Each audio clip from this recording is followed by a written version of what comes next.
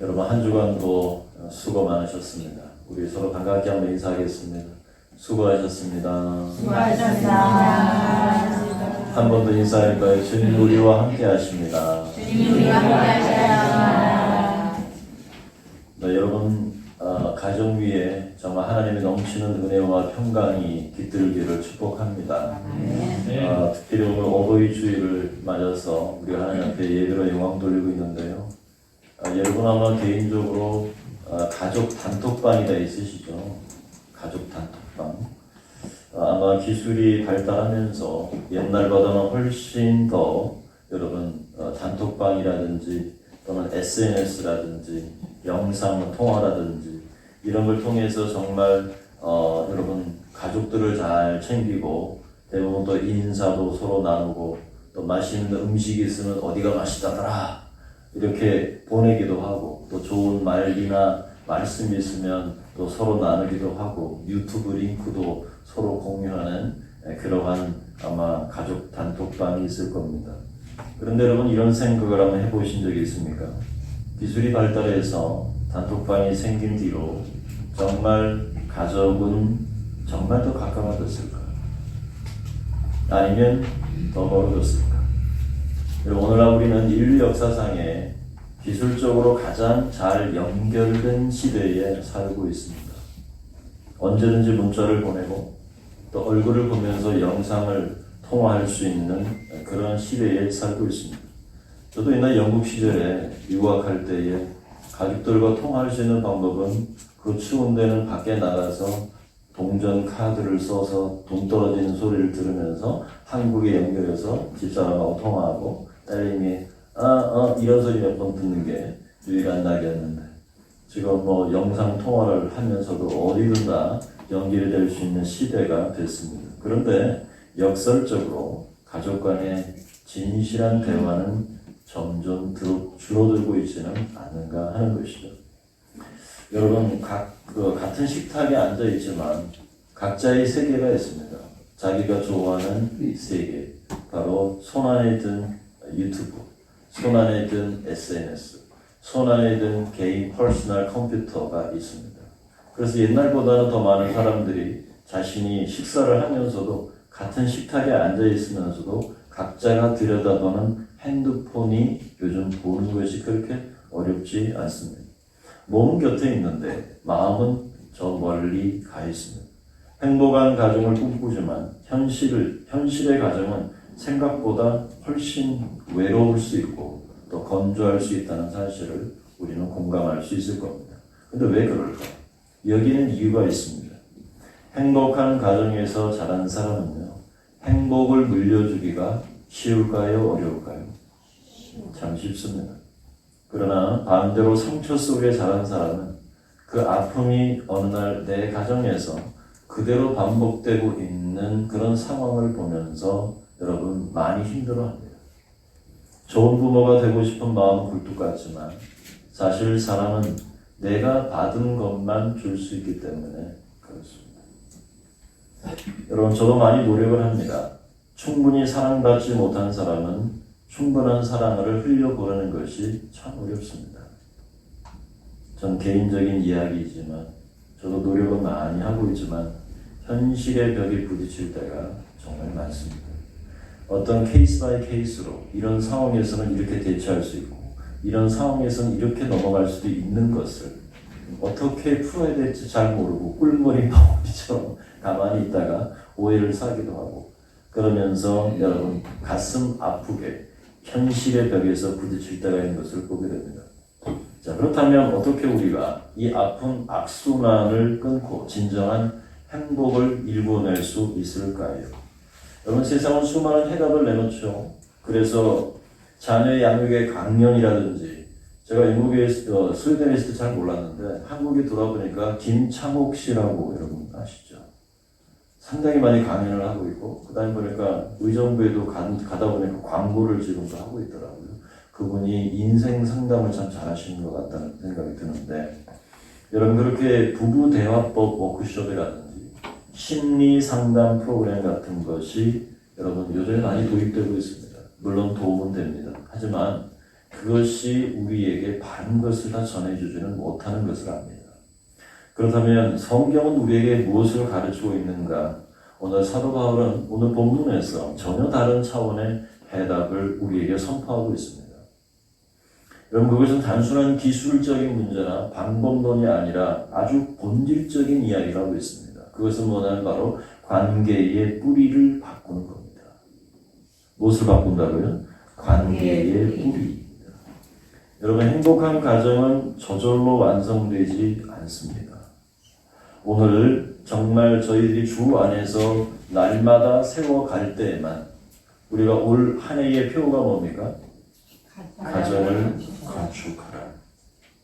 여러분, 오늘 보면 5장 21절에 보면요, 대전제가 있습니다. 그리스도를 경외함으로 피차 복종하라 라고 하는 이 거대한 명령 아래에서 주어지는 가정의 질서에 대한 이야기를 오늘 본문이 다루고 있습니다. 여러분, 바울은요, 남편과 아내의 관계에 있어서 이어서 오늘 본문에서 바로 자녀와 부모의 관계를 직접 가르치고 있습니다. 자, 자녀에게는 3절을 하려 하고요, 부모에게는 1절을 하려 합니다. 그러나 그 짧은 1절을 통해서 우리가 온전한 가정을 어떻게 세우는지, 그 기둥이 무엇인지를 우리가 발견하게 됩니다. 자, 우리 1절을 한번 보시길 바랍니다. 첫 절 한번 보겠습니다. 1절을 다 같이 한번 읽어볼까요? 시작. 자녀들아, 주 안에서 너희 부모에게 순종하라. 이것이 옳으니라. 아멘. 여러분, 여기서 놓치지 말아야 될 중요한 3글자가 있습니다. 주 안에서. 따라서 주 안에서. 주 안에서. 자, 성경은 단순히 부모에게 순종하라 이렇게 말하지 않습니다. 그럼 뭐라고 말합니까? 주 안에서 순종하라고 명령하고 있습니다. 이 3글자가 모두 의미를 바꿉니다. 여러분, 1세기 로마의 살 한번 떠올려 보시길 바랍니다. 당시 자녀라고 하는 아이들은요, 부모의 소유물이었습니다. 완전한 소유물. 그래서 아버지는 파트리아 포테스타트라고 하는 자녀를 노예로 팔거나, 자녀를 노예로 팔 수 있었어요. 그리고 심지어는 생사를 결정할 수 있는 생사 여탈권이 부모에게 있었습니다. 법적으로 그렇게 부여가 되어 있었습니다. 지금은 상상할 수도 없는 이야기지만 그렇습니다. 여러분, 그런 사회 분위기 속에서 자녀의 순종이 자발적이었을까요? 자발적이었을까? 두려움에서 나온 굴복이고요. 죽지 않기 위해서, 심지어는 매맞지 않기 위해서 하는 복종이었을 가능성이 많습니다. 물론 다 그렇지는 않겠죠. 하지만 복음은 이 질서를 완전히 뒤집어 버립니다. 자, 한번 따라해 보세요. 주 안에서. 주 안에서. 자, 그리스도와의 연합 속에서 드리는 순종입니다. 이것은 억압에 대한 굴복이 아닙니다. 소년 예수께서도 나사렛에서 육신의 부모인 요셉과 마리아에게 복종하셨다. 누가복음 2장 51절에 말씀하고 있습니다. 여러분, 주님을 기쁘시게 해드리기 위해서 자발적으로 드리는 거룩하고 은혜로운 순종이라는 말입니다. 자, 이어지는 2절과 3절을 한번 보세요. 거기 보시면 바울은 10계명의 중에서 몇 번째 계명을 인용하고 있습니까? 5번째 계명을 인용하고 있습니다. 내 아버지와 어머니를 어떻게 하라고요? 공경하라 라고 되어 있습니다. 이것이 약속에 있는 첫 계명이다 이렇게 강조합니다. 자, 여기서 우리는 순종과 공경의 차이를 분명히 알아야 됩니다. 자, 헬라어로 공경이라는 말은 티마오라는 말을 쓰는데 존귀 여기다, 가치를 매긴다는 뜻입니다. 근데 순종이 겉으로 드러나는 행동의 문제라면 공경은 무엇일까요? 겉의 문제일까요? 속 안의 문제일까요? 속 안의 문제입니다. 순종은 겉으로 드러나는 행동의 문제입니다. 그러나 공경은 마음 깊은 곳에서 우러나오는 존경의 문제입니다. 근데 부모를 어떻게 하라고요? 공경하라. 여러분, 순종이 부모님의 품 안에 있는 그러한 어린 시절의 의무라고 한다면, 여러분, 공경은 우리가 성인이 된 이후에도, 다 자란 이후에도 어떻게 하라는 얘기입니까? 평생 지속해야 될 거룩한 부르심이라는 겁니다. 그것이 공경입니다. 여러분, 부모님의 권위는 누구에게로부터 왔다는 말입니까? 하나님께로부터 왔다는 사실입니다. 여러분 이것을 부인할 수도 없습니다. 왜냐하면 하나님께서 10계명 중에서 제5계명을 내 부모를 공경하라 말했습니다. 그것이 바로 하나님께서 주신 권한이라는 말입니다. 하나님이 주신 권위라는 말입니다. 그래서 부모를 공경하는 것은 그 권위를 세우신 하나님을 공경하는 하나의 신앙의 행위가 된다는 것입니다. 지금 우리 사회는 어떻습니까? 자녀들은 더 좋은 환경을 찾아서 다 도시로 떠나버립니다. 지금 다 대부분의 농촌이나 어촌에는 지금 제3세계의 노동자들이 많이 와서 지금 살고 있다 하더라고요. 저도 깜짝깜짝 놀랍니다. TV를 보면. 마을 전체가 거의 반 이상이 외국인입니다. 지금은 그런 시대가 되었죠. 더 좋은 환경을 위해서 도시로 떠납니다. 부모님은 고향집에서 홀로 시간을 보내죠. 그래서 명절이 되면 찾아뵙습니다. 찾아뵙지만 평소에는 1년에 한 몇 번 정도 여러분 전화를 드리십니까?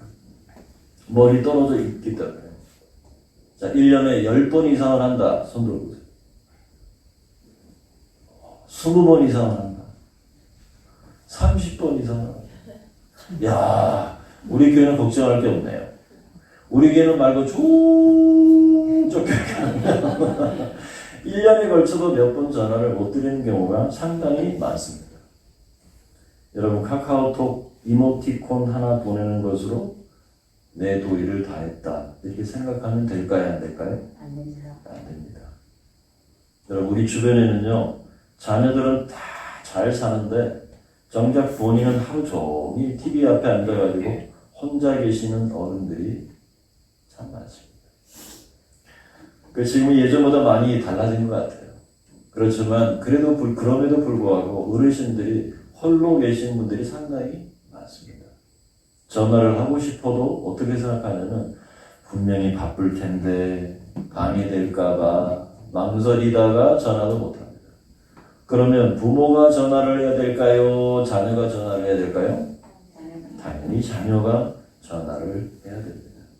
그렇게 망설이다가 폰을 내려놓는 부모님의 마음을 여러분 한번 떠올려 보시기를 바랍니다. 여러분 오늘 부모가 계신 자녀들이 계시죠? 한 가지만 한번 꼭 실천해 보시기를 바랍니다. 부모님께 전화를 드리는 것. 늘 하고 있는데요, 목사님. 특별하게 해주십시오. 그리고 카톡의 문자가 아니라 내 목소리를 들려주는 진한 그 사랑 고백. 엄마, 아빠, 사랑. 그렇대잖아요. 엄마, 아빠, 사랑해요. 엄마 밥 먹었어요? 엄마 잠 잘 잤어요? 어디 아픈 데 없어요? 괜찮아요? 문제 없지요? 이런 것보다 전화를 해서 그거 묻지 말고 엄마 사랑해요. 아빠 사랑해요. 여러분이 쓰는 그 단어와 여러분이 표현하는 그 말들을 한번 조금 바꿔서 여러분 그렇게 부모님께 여러분 다가갈 수 있기를 바랍니다. 혹시 우리 가운데 부모님과의 관계가 좋지 않아서 사이가 좀 껄끄러워서 마음이 어려운 분도 틀림없이 있을 겁니다. 그러나 부모는요 공경의 대상이 되어야 될 줄로 믿습니다. 부모가 정말 싫은 분들이 계시죠.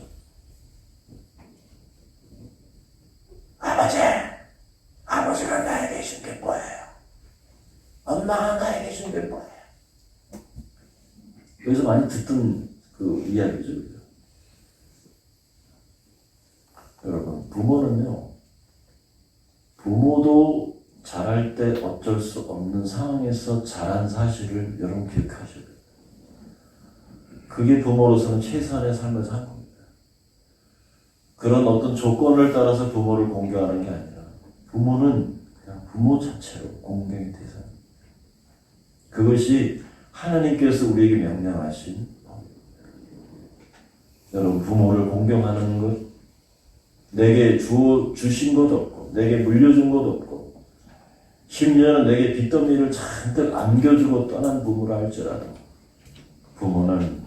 하나님이 세우신 권위입니다. 그러므로 우리가 하나님 앞에 기도해 나가면서 그 부모를 공경할 수 있는 그러한 여러분 우리 공동체 될 수 있기를 주님의 이름으로 축복합니다. 아멘. 왜 그게 유익한지 아십니까? 우리 자녀들은요, 지금 내가 부모님을 어떻게 대하는지 그 뒷모습을 보고 배웁니다. 내가 부모님께 하는 것이 내 자녀가 그대로 내게 똑같이 행할 겁니다. 그렇기 때문에 내가 나중에 나이 들어서 부모로서의 공경을 받기 위해서라도 지금 내 부모님의 그 연약한 모습, 내 부모님의 내게 주지 못하고 어쩔 수 없이 무너져 내렸던 삶을 보고 욕하고 탓하고 준 게 뭐가 있다고 라고 이렇게 윽박지르고 전화에다 대고 그렇게 말을 하는 것을 내 자녀가 뒤에서 듣고 있다는 거예요. 끊을 수 있는 유일한 것은 내가 그것을 부모를 진심으로 공경하는 것을 그 태도를 보이는 겁니다. 그럴 때 내 자녀가 부모 할머니와 할아버지를 공경하게 될 뿐만 아니라 나중에 커서도 나에 대한 공경이 변치 않는다는 사실입니다.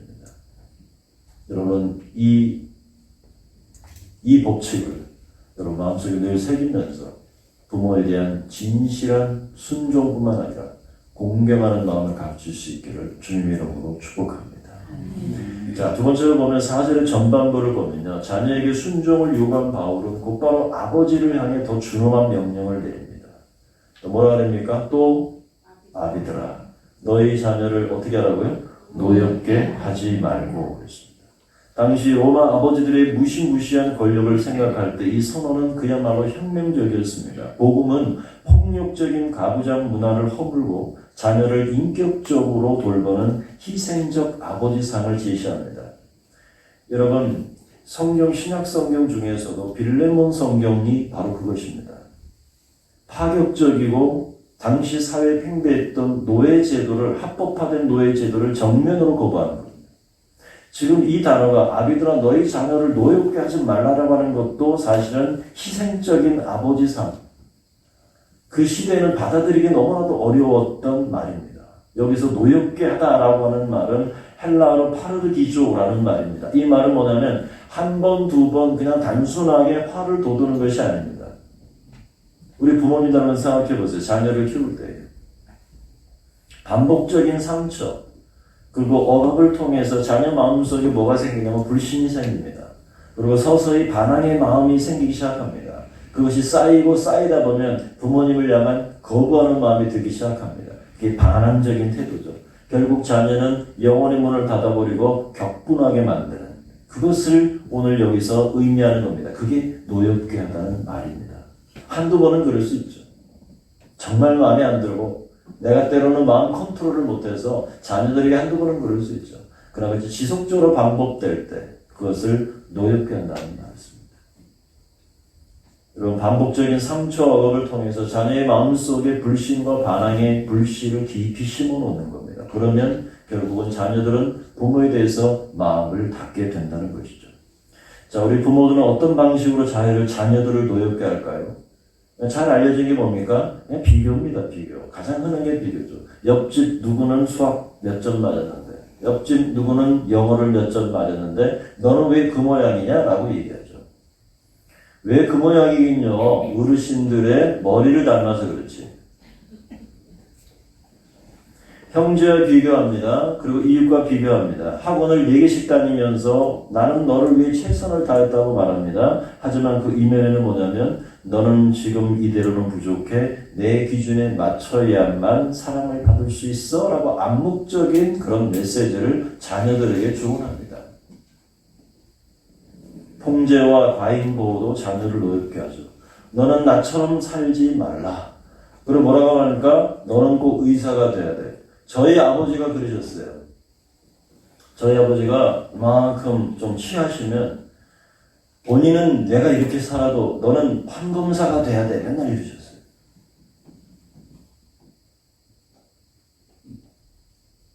그것은 사랑이 아니라 부모의 대의만족이기 때문에 그렇습니다. 나는 못해도 너는 잘해야 돼. 그만큼 삶이라는 것은 책임감이 있다는 겁니다. 내가 최선을 다하는 걸 통해서 자녀들이 그것을 보고 그 최선을 다해서 나아가는 것이지, 나는 이렇게 살아도 너는 그렇게 살지 말라고 하는 것. 그건 뭐 최소한의 예의이고 최소한의 자녀를 생각하는 마음일 수 있지만 정말로 부모로서의 깊은 생각을 해야 됩니다. 나는 그렇게 살아내고 있는가? 너는 왜 주님을 그렇게 믿고 있니? 라고 말하기 전에 나는 정말 주님을 그렇게 믿고 순종하고 따르고 있는가?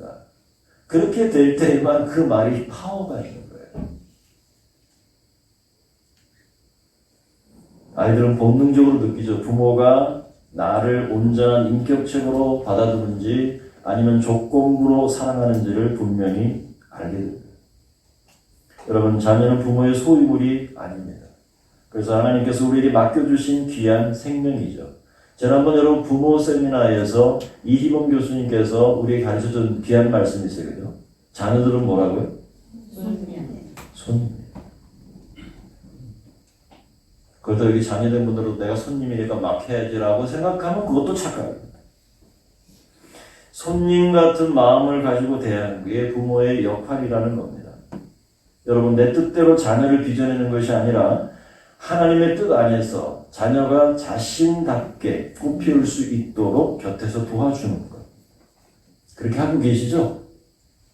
우리 젊은 엄마들 다 그렇게 하고 계시죠? 갑자기 자신감이 떨어지시는 겁니까? 아니면 다 하고 있는데도 목사님이 그러니까? 여러분, 가정교육하면 기독교 역사 안에서 유명한 사람이 있습니다. 지난번에 잠시 언급했던 사람입니다. 수산나 웨슬리입니다. 감리교회 창시자 요한 웨슬리의 어머니였습니다. 그런데 19명의 자녀를 낳아서 그 중에 9명을 키웠습니다. 두 번의 화재로 집을 잃었고 경제적으로 극도로 가난했습니다. 빈곤했습니다. 남편과의 갈등도 있었습니다. 그러나 그녀는 포기하지 않았습니다.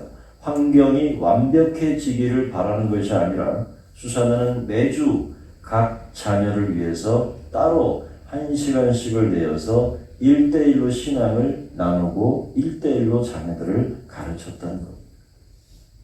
여러분, 저는 우리 한민제일교회 성도들도 이런 영적인 그러한 이 스승과 이 제자의 관계, 영적인 소통의 시간을 여러분 만들 수 있기를 진심으로 소망합니다. 혼란스러운 가정 속에서도 가정을 신앙 수업의 현장으로 만드는 것. 여러분, 훗날 존 웨슬리는 이렇게 고백했습니다. 내가 받은 최고의 신학 교육은 어머니의 무릎 앞이었다. 어머니의 무릎 앞에서 배웠던 그것이 최고의 교육이었다고 얘기합니다. 여러분, 자녀를 둔 부모들, 이미 뭐 자녀들이 다 커서 시집장가 다 가고 이제는 내가 할아버지 위치에 있고 할머니 위치에 있지만, 여러분, 이제 자녀를 키우는 부모의 입장에서 한번 생각해 보시기를 바랍니다. 혼란스러운 상황 속에서도, 환경 속에서도 가정을 신앙의 수업을 그런 현장으로 만들어낸 것. 여러분 어떻습니까?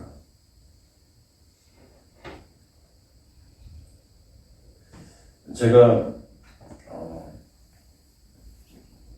우리 성도들 잘 컴플레인을 잘 안 하는 편이죠. 그죠? 그래요, 안 그래요? 우리 성도들마다 아이고 왜 안 해요? 잘 그렇지 않잖아요, 그죠? 제가 그럽니까? 한 가지만은 꼭 그러고 싶어요. 여러분 주보에 뒤에 보면 성경을 구역별로 몇 장이라는가 이게 나오죠. 그런데 우리 주일학교는 성경 읽은 게 빵장이라고 가끔 올라옵니다.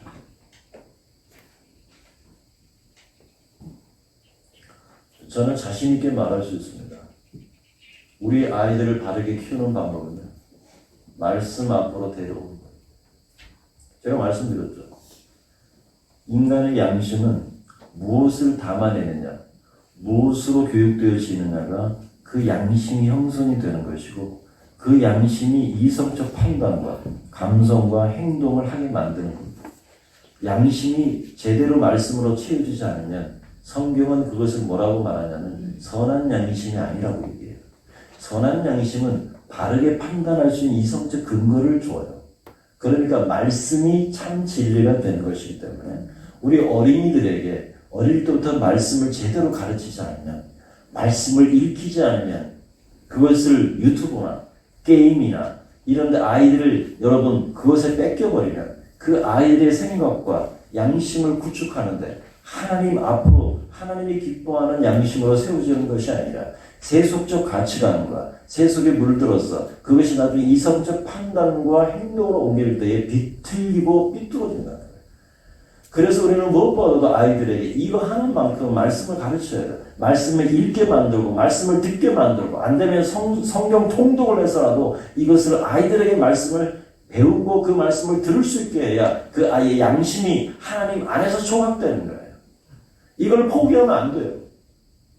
한민제일교회의 미래가 여기 있다고 보셔야 돼요. 여기에 생사를 걸지 못하면 다음 세대가 힘들어요. 지금이 어떤 세대인데요? 세속적인 세계관이 세상을 지배하고 있잖아요. 거짓된 정보와 거짓된 세계관이 세상을 파멸쳐도 거기에 대해서 내가 바르게 이야기할 수 있는 사람이 참 드문 세상이 되어버렸어요. 왜? 하나님 말씀이 들려지지 않고 하나님 말씀이 가르쳐지지 않고 하나님 말씀이 배워지지 않기 때문에. 사단이 노리는 게 뭔지 아세요? 하나님 말씀을 자녀 세대에게 없애는 거예요. 그러니까 저 미국 속에서도 그렇게 수많은 사람들이 공공 건물마다 있었던 십계명들을 다 없앴어요. 이 정부장에. 그게 왠지 아세요? 양심을 뒤틀리게 만드는 거예요. 네 마음대로 해. 그게 바로 포스터 모더니즘. 네 마음대로 해도 누가 뭐라 그러지 않아요. 요즘은 충격적인 이야기를 들었어요. 아이들에게 선과 악이라든지 이것이 바르고 이것이 그르다는 얘기를 안 가르친다면서요. 요즘은 아이들에게 상장도 안 준다면서요. 왜? 비교당할까봐. 여러분 그런 것들이요 아이들을 망치는 거예요. 왠지 아세요? 자기밖에 몰라요. 교만으로 똘똘 뭉치게 만들어요.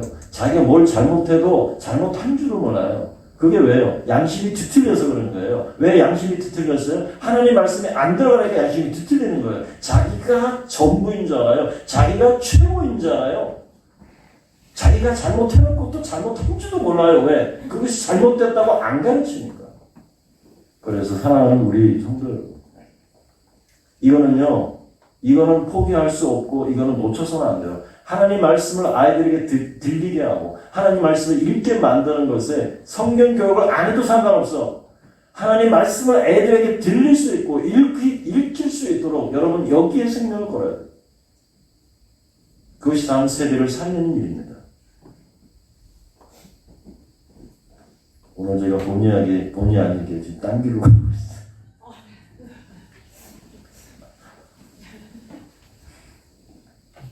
그것보다요, 그렇게 하나님 말씀을 잘 함께 읽고, 함께 듣고, 함께 묵상할 수 있기를 축복합니다. 네. 여러분, 대화는요, 너 요즘에 어떻게 있니? 게 아니라, 식탁에 앉아서 하나님이 어떻게 역사하셨어? 예, 오늘 하나님이 어떻게 너에게 다가오셨어? 네가 공부할 때, 여보, 당신이 오늘 일할 때 하나님이 어떻게 역사하셨어? 그걸 풀어내는 거예요. 그거를 식탁에서 풀어내는 거예요. 애들은 처음에 싫어할 거예요. 에이, 왜 그래? 아니, 그 얘기를 풀어내보세요. 하나님이 어떻게 하셨어? 하나님이 오늘 삶에 어떻게 간섭하셨어? 하나님이 어떻게 도와주셨어? 그것을 아이들이 듣고 이게 작동하기 시작하면 매일매일의 삶 속에 하나님이 어떻게 실제로 살아 역사하시는지를 알게 돼요. 터득하게 돼요. 근데 그것을 부모도 입을 닫고 있고 자녀도 입을 닫고 있고 식탁에 앉아서 그냥 게임이나 하고 있고 식사하면서도 그냥 핸드폰 보고 있고 그러면 아이들에게 가르칠 수 있는 게 다 닫혀지는 거예요. 오늘 하루 어땠어? 엄마 아빠는 네가 있어서 정말 감사해. 여러분, 제가 칭찬받는 거에 굉장히 어려움을 겪는 사람입니다. 저 칭찬하지 마세요. 칭찬을 정말 힘들어해요, 저는. 거짓말.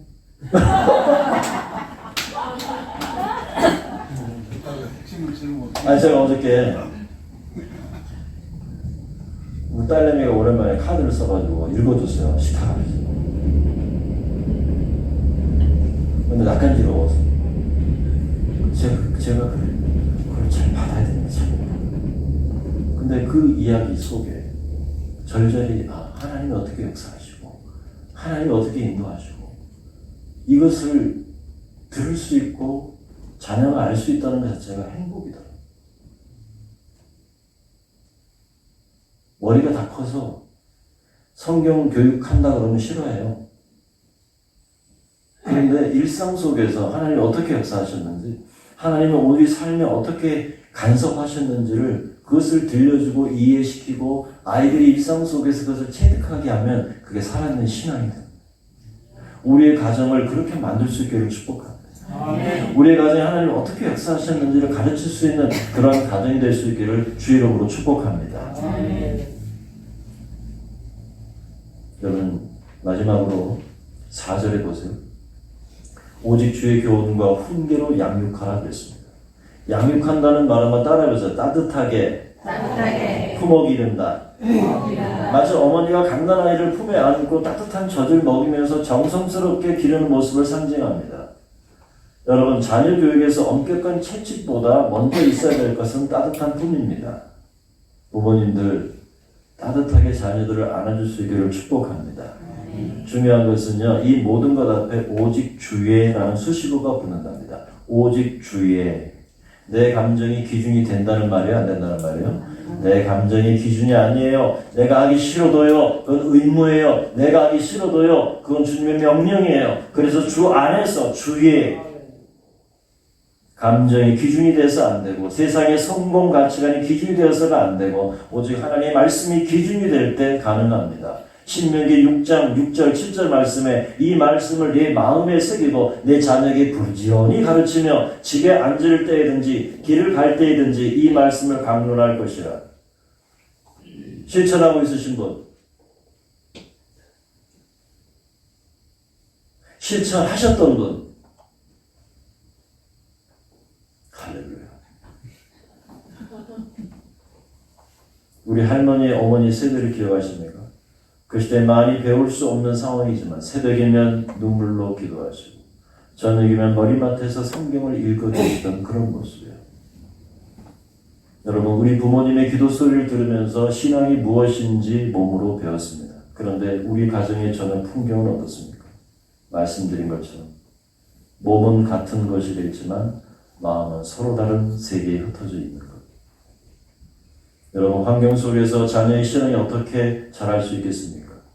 여러분 우리 자녀를 둔 부모님에게 한 번 더 말씀드립니다. 신앙의 교육을 교회에게만 맡기지 마시기를 바랍니다. 일주일에 교회에 와서 배우는 시간이 고작 1시간에서 2시간입니다. 24시간 7일 동안은 여러분 세상 속에서 삽니다. 어떻게 감당합니까? 주일학교 보는 것으로 끝났다? 그렇게 생각하면 안 됩니다. 내 가정에서 내가 아이들에게 본이 되고 내가 말씀을 가지고 깨우치고 가르쳐야 됩니다. 그런 의미에서 저는 우리 모든 성도들이 하나님 말씀을 더 잘 알 수 있기를 축복합니다. 아멘. 여러분 제가 곰곰이 생각해 봤어요. 왜 이렇게 성도들이 많이 어려워할까? 왜 한국교회 강단은 이럴까? 하나님 말씀을 들어도 아주 똑같다고 생각해. 왜? 너무 많이 똑같이 들었어. 본문을 읽으면 목사님이 설교를 그렇게 할 것이다. 자동적으로 인식되어 있어요. 왜? 죄송합니다만 목사도 공부를 안 하고 너무 바빠요. 성도들도 말씀에 참여하지 않고 그러니까 말씀의 깊이를 몰라요. 그러니까 말씀은 거기서 거기야라고 생각해요. 그러나 그렇지 않아요. 말씀을 읽으면 읽을수록 그 깊이는요 깊어지고요. 제가 30년 이상 하나님 말씀을 묵상하고 성경을 연구했지만 지금은 파도 새로운 게 또 나와요. 그런데 이런 말씀이 우리 성도들에게 들려질 때 성도들이 말씀을 사랑하고 그 말씀이 참 그렇구나 곱씹으면서 깨닫는 말씀을 자녀들에게 나누고 가르치고 할 때 이게 재미가 있는 거예요. 하나님 말씀이 이렇게 이 부분은 말이야 이렇게 하는 말씀이었어. 그런데 내가 그렇게 맛을 보지 못하니까 자녀들에게 할 말이 없어요. 그러니까 교회 가서 잘 배워. 오늘 전사님 뭐 가르치셨어? 오늘 목사님 뭐 가르치셨어? 그게 끝이에요. 내가 말씀을 알아야 자녀들에게 가르칠 수 있는 이게 대화가 되잖아요. 그죠? 제가 마지막으로 부탁을 드립니다. 여러분, 하나님 말씀을 잘 깨달을 수 있기를 축복합니다. 아멘. 하나님 말씀을 배워갈 수 있기를 축복합니다. 아멘. 제가 남은 제 목회 기간 동안 저도 말씀을 연구해서 부지런히 여러분에게 말씀을 가르칠 겁니다. 저는요, 새밥을 준 적이, 건밥을 준 적이 없어. 식은밥 안 드렸어요. 제가 10년 동안 스웨덴에서 목회생활 하면서 설교가 얼마나 쌓였겠죠? 쌓였을까, 안 쌓였을까? 쌓였어요. 쌓여 있어요. 제가 편하면요, 그거 꺼내다가 여러분에게 할 수 있어요. 그런데 저는 10년치를 덮었어요. 그리고 제가 여기 한민주에게 부임한 이후로 매일매일 새로운 밥을 지어서 여러분에게 드리고 있습니다. 말씀으로 돌아갑시다. 말씀을 배웁시다. 아멘. 그것을 나눕시다. 아멘. 그 기쁨을 누려보시길 바랍니다. 아멘. 그 행복을 누려볼 수 있기를 축복합니다. 아멘. 이제 말씀했습니다. 여러분, 행복한 가정은 저절로 완성되지 않습니다. 내 의지만으로도 만들어지지 않습니다. 따라해보세요. 오직 주 안에서. 오직 주 안에서 네, 그렇게 날마다 세워가는 것입니다. 자녀는 주 안에서 부모를 공경하고 부모는 주 안에서 자녀를 말씀으로 따뜻하게 품어 기를 때 가정이라는 아름다운 공동체의 터들은 더 완성되어 갈 줄로 믿습니다. 아멘. 지금 여러분의 가정이 공사 중일 수도 있습니다. 해결되지 않은 갈등이 먼지처럼 쌓여있고 오래된 상처가 흉터가 그대로 남겨져 있을 수도 있습니다. 하지만 여러분, 포기하지 마시기를 바랍니다. 포기하지 마세요. 깨달았다면 다시 일어설 수 있기를 축복합니다. 아멘. 내가 지금까지 잘 가정을 간수 못했다면 내가 절치부심해서 내 아름다운 가정을 내가 일구어 만들리라. 내가 주 안에서 내가 한번 노력해보리라. 그래서 가정을 만들고 다음 세대에게 아름다운 가정을 물려줄 수 있는 그러한 여러분의 한민제일교회 성도들 다 될 수 있기를 주님의 이름으로 축원합니다.